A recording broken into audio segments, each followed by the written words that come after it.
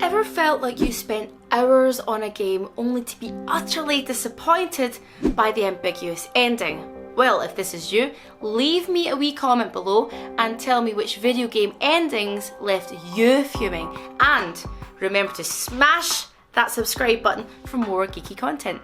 I love venturing through weird worlds and unraveling strange mysteries and puzzle solving, but after spending all that time fully immersed, sometimes what you want at the end is just a simple explanation as to what's been going on for days on end. Here are a few ambiguous video game endings that left me really annoyed and one that actually really worked. And it's about to get super spoilery, so I did warn you.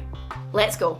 Inside is a gorgeous platform adventure game which I absolutely loved right till the end. Yes, that's right, you can love a video game, but not its ending. Released in 2018 by Playdead, the same folks that brought us Limbo, another amazing game, the entire game is shrouded in mystery, so you'd think that the payoff would be sweet.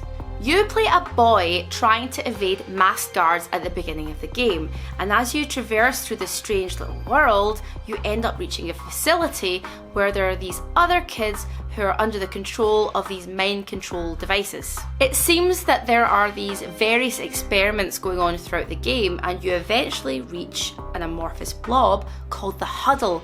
You're pulled into the Huddle and you eventually have to solve more puzzles to escape imprisonment. You end up breaking free, rolling down this hill, and you reach this stretch of coastline, stop, and that's where the game ends. What? Without having read any spoilers for the game whilst I was playing, I felt like the story had built really well, but it just ended on this flat note.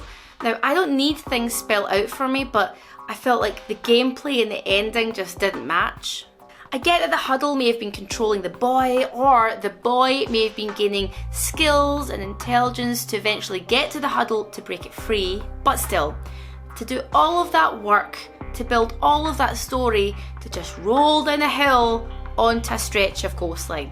Come on. When I played Layers of Fear, there were many possible endings, and the one I got kinda sucked. I did enjoy the game though, which is why I grabbed Layers of Fear 2, which I enjoyed way more. But again, the ending I got was a bit of a disappointment. In this first-person psychological thriller, you play an unnamed character who is an actor following a strange casting call, and you wander through this strange, eerie, abandoned ship as the story unfolds. There are loads of brilliant horror Easter eggs from The Shining to Seven, and there's even Tony Todd of Candyman fame who narrates parts of the story. I absolutely loved the fear that the game induced as you piece together the cryptic story. You have a series of choices to make throughout the game, so those choices will eventually lead you to a different ending. I ended up in a candlelit room with some weird rat lady telling me,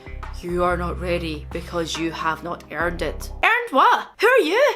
Tell me! There are 3 possible endings. I've watched them all online now, and mine is definitely the worst. All that sweating and screaming for nothing. I've enjoyed all of the games that I've mentioned so far, but Little Nightmares had the added extra of having an ambiguous ending that actually worked. Little Nightmares is a puzzle platform survival horror, and much like Inside, you start as a character with no real explanation in a place that you have no idea about, and you just puzzle solve your way through. This time, you're a girl called Six. As you move through the game, you meet all these weird, strange characters, like the blind janitor with the long arms and the super sensitive hearing, the twin chefs, and eventually the lady. You can also free these little triangle-shaped beings called gnomes. And the ending crescendos beautifully into what I can only describe as something akin to Spirited Away. Eventually, you end up eating the lady and you leave the ship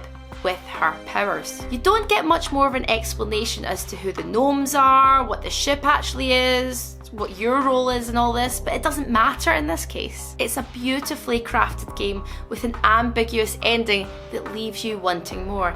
And there is more, by the way. Get that DLC downloaded. Although ambiguous endings can be super frustrating, I accept that they can be part of the art of the game. And if this is how developers want us to consume their creation, then so be it. For me though, sometimes over ambiguity can leave me a little bit cold. But when it's done right, it can be amazing. Do you agree? Do you enjoy an ambiguous ending, or do you need a little bit more of a payoff at the end of the game? Remember to hit that subscribe button and leave me a comment below and let me know what you think. I'll see you next time.